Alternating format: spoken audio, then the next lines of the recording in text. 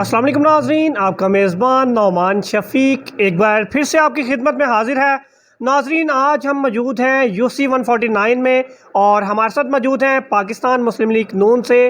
Chairman Rana इनाम साहब। अस्सलाम वालेकुम सर, कैसे हैं आप? जी वालेकुम अस्सलाम, अल्लाह का शुक्र अल्हम्दुलिल्लाह ठीक ठाक। अच्छा इनाम साहब, बताइएगा, आज फ़याज़ुल हसन चौहान साहब का बयान आ रहा था कि मुस्लिम लीग नून वाले इंतकाम की सियासत कर रहे हैं और अक़लियतों को इस्तेमाल कर रहे हैं और उसके अलावा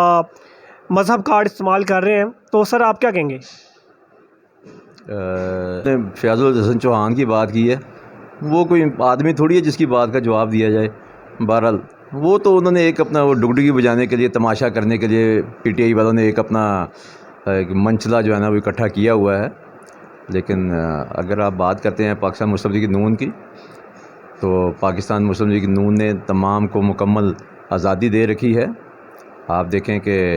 इस वक्त जो है पाकिस्तान मुस्लिम लीग नून का जो सख्त तरीन मुखालिफ है वो इमरान खान है। जी। वो पूरे मुल्क में जलसे करता फिर रहा है,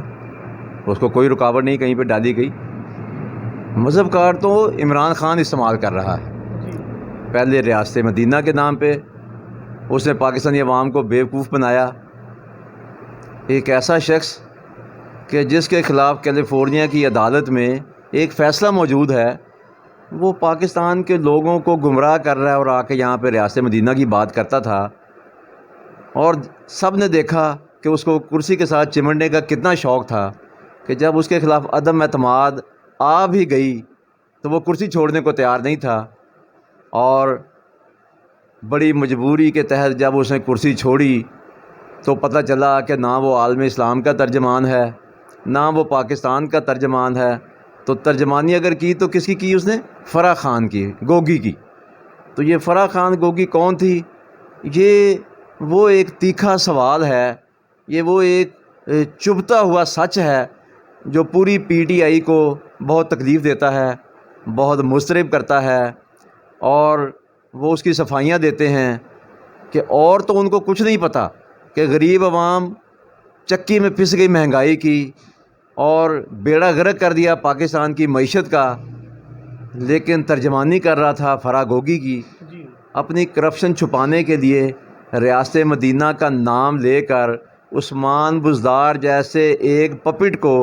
पंजाब के अंदर ज़िम्मेदारियां वज़ारत आला की देकर फ़राह गोगी के ज़रिए करप्शन करवा रहा था। ये उसकी कुल कहानी है। और जब उसे देखा कि कुछ पल नहीं पड़ा तो फिर अमर बिल मारूफ जैसा स्लोगन लेकर आ गया। हैरानगी तो इस बात की होती है कि ये कह कौन रहा है, ये कह कौन रहा है जो कहता है कि मैं अपनी टीम को जितवाने के लिए जुआ भी खेल लेता था, जो कहता है कि न्यूट्रल तो किसी को होना ही नहीं चाहिए, न्यूट्रल तो जानवर होता है। रियासत मदीना के ख्वाब दिखाकर यजीद का जुल्म किया और यहाँ पर उसने करबला की याद ताज़ा कर दी। अच्छा सर, आपने बात की महंगाई की कि इमरान खान दौर में महंगाई बढ़ गई, आवाम पिस रही है। तो सर आप लोग मुस्लिम लीग नून वाले भी महंगाई मकाओ मार्च कर रहे थे, लेकिन आज मुस्लिम लीग की अपनी गवर्नमेंट है तो महंगाई तो वहाँ पे ही है। और आटे की कीमत देख लें आप, चीनी की कीमत देख लें, किसी में कमी नहीं आई। बात यह है कि मुस्लिम लीग नून का एक ही मौक़िफ़ था कि इमरान खान की हुकूमत मईशत को उस जगह पर लेकर आ गई है जहाँ से इसका संभलना बहुत मुश्किल है और पाकिस्तान को एक फ़्रेश मैंडेट की ज़रूरत है। यहाँ पे एक नया ताज़ा इलेक्शन होना चाहिए और जो भी आने वाली गवर्नमेंट हो उसको पूरा मैंडेट मिले ताकि वो अगले 4-5 साल इस महंगाई को या इस जो मईशत की जो से तबाही फेरी है या ये जो अज़ाब आया है पाकिस्तान की कौम के ऊपर महंगाई का इमरान खान के हाथों, वो इसका हल के लिए कोई मुस्बत काम कर सके। लेकिन बार बार कहने के बावजूद इमरान खान साहब इक़्तिदार से चिमटे रहे, रोज़ बरोज़ माफियाज़ के हाथों ब्लैकमेल होते रहे और यहाँ पर अशियाए खुर्द नोश की कीमतें आसमान से बातें करने लगीं, जिसका नतीजा ये निकला कि गली गली महल्ला महल्ला लोगों ने आवाज़ें बुलंद करना शुरू कर दी कि हम महंगाई में पिस गए हैं, मर गए हैं, जिसकी वजह से पाकिस्तान मुस्लिम लीग नून ने महंगाई मकाओ मार्च जो है وہ اس کا اعلان کیا اور پھر وہ اس کو مکمل کیا، اور اس کے نتیجے میں پاکستان کے جو عوام تھے، جو پاکستان کی دوسری سیاسی قوتیں تھیں، ان کو یہ ادراک ہوا کہ ہم عمران خان کے پیچھے لگ کر بہت بڑی غلطی کر چکے ہیں۔ چنانچہ وہ تمام سیاسی قوتیں ایک پلیٹ فارم پر اکٹھی ہوئیں، پی ڈی ایم کے ساتھ، پیپلز پارٹی کے ساتھ مل کر انہوں نے یہ متفقہ فیصلہ کیا کہ عمران خان کی حکومت سے جان چھڑانا انتہائی ضروری ہو چکا ہے، اور اگر ہم پاکستان کی بقا اور سلامتی کے لیے کوئی کردار ادا کر سکتے ہیں تو اس حکومت کا فوری جانا انتہائی ضروری ہے۔ اس وجہ سے تحریک عدم اعتماد پیش کی گئی، اور تحریک عدم اعتماد کے نتیجے میں یہ جو سلیکٹڈ حکومت آئی تھی، جو بیساکھیوں کے سر پر آئی تھی اور جو ہر ایک کو آنکھیں دکھاتی تھی، جو نیب کے کالے قانون کو اپنے مخالفوں کو دبانے کے لیے استعمال کرتی تھی، اس حکومت کا خاتمہ ہوا، لوگوں نے سکھ کا سانس لیا۔ لیکن اگر آپ یہ کہیں کہ جو حکومت آئی ہے وہ آتے ہی یہ جو 4 سال کی جو مہنگائی ہے اس کے ختم کر دے گی، تو یہ ایک بہت مشکل اور ناممکن بات ہے۔ یہ اسی مہنگائی کے، اسی پالیسیوں کے، اسی آئی ایم ایف میں کے چنگل میں پھنسے ہوئے پاکستان کے آفٹر شاکس ہیں کہ یہ مہنگائی کا سلسلہ ابھی ایک آدھا مہینہ اور ایسے ہی چلے گا۔ اس میں پاکستان مسلم لیگ نون نے نہ تو پیٹرول مہنگا کیا ہے، نہ اس نے اشیاء خورد و نوش مہنگی کی ہیں، نہ اس نے بنیادی جو اجزاء ہیں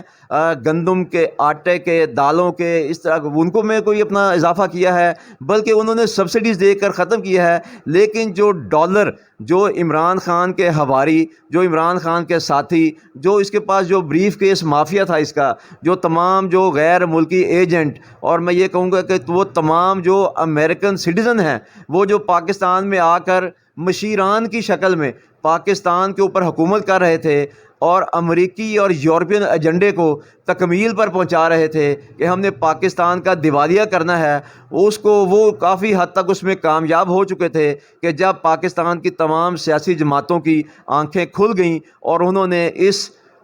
ایجنٹ حکومت کو یہاں سے چلتا کر دیا۔ اب دیکھیں نا ابھی وہ اس نے کیا یو ٹرن لیا ہے کہ یہ امریکی سازش ہے۔ اس کے پاس جتنے مشیر تھے وہ تمام امریکی شہری ہیں۔ اگر اس کو یہ امریکی سازش لگتی ہے تو اس کو چاہیے کہ وہ تمام اس کے مشیر فوری طور پر امریکی شہریت چھوڑ کر پاکستان میں واپس آ جائیں، پاکستان آ کر وہ سیاست کریں اور امریکہ کے منہ پر ماریں اس کی شہریت کو، تاکہ پتہ چلے کہ اگر امریکہ نے سازش کر کے یہاں پر کوئی حکومت چینج کی ہے تو اس کو انہوں نے اظہار کیا ہے۔ تو لیکن یہ اس کا ایک ڈرامہ ہے، یہ اس کا ایک پلانٹڈ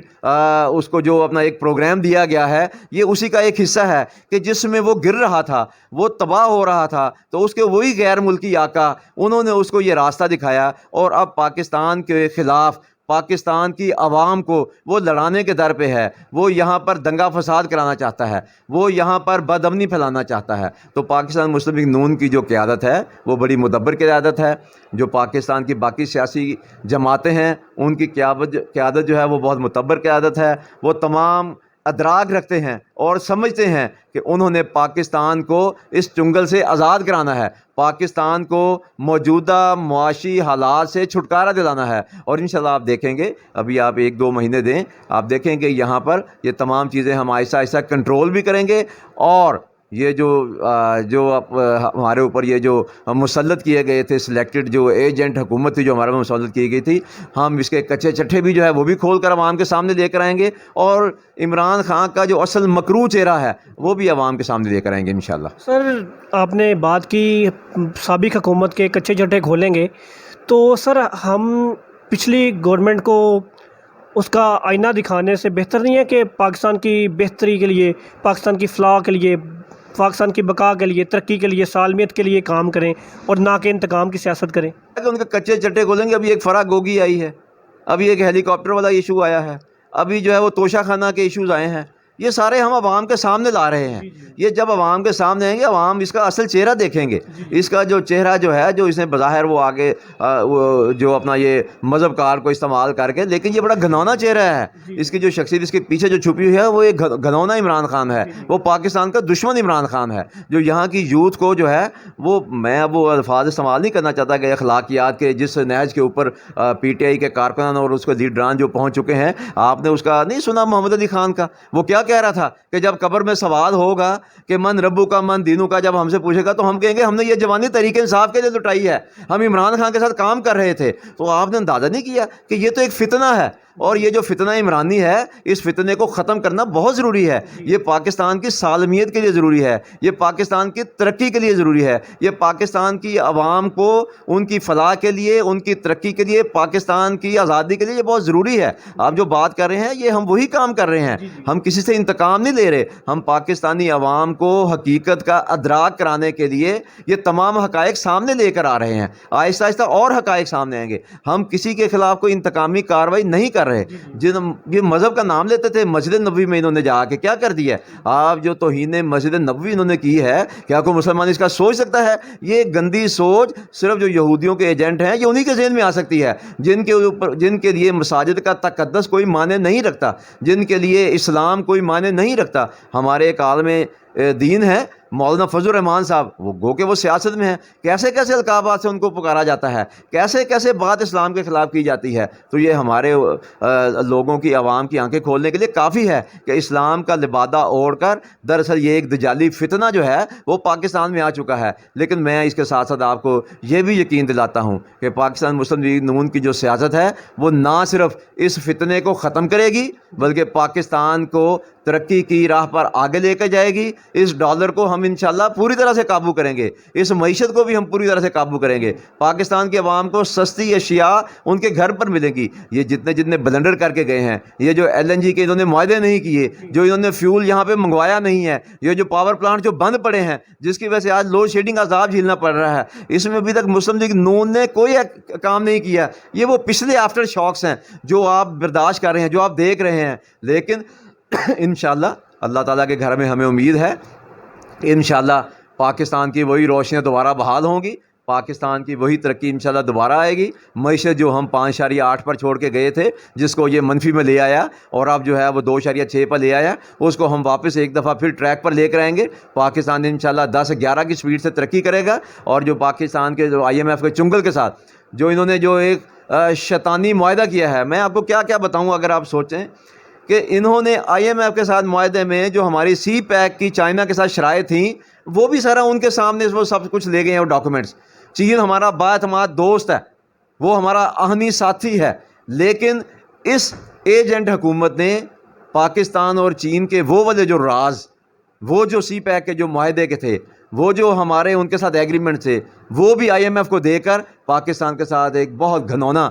انہوں نے ظلم کیا ہے۔ انشاءاللہ اس کا حساب بھی لیا جائے گا، اس کا جواب بھی دیا جائے گا، اور پاکستانی قوم کو اس کے چنگل سے ابھی تو ہم نے صرف سیاسی طور پہ جان چھڑائی ہے، انشاءاللہ ہمیشہ کے لیے اس جماعت سے اور عمران خان کے فتنے سے پاکستان کی سیاست کو آزاد کرا دیں گے انشاءاللہ۔ جب بھی الیکشن ہوں گے، ابھی اکتوبر میں ہو جائیں یا یہ اگلے سال اکتوبر میں ہوں، اگست سپٹمبر میں ہوں،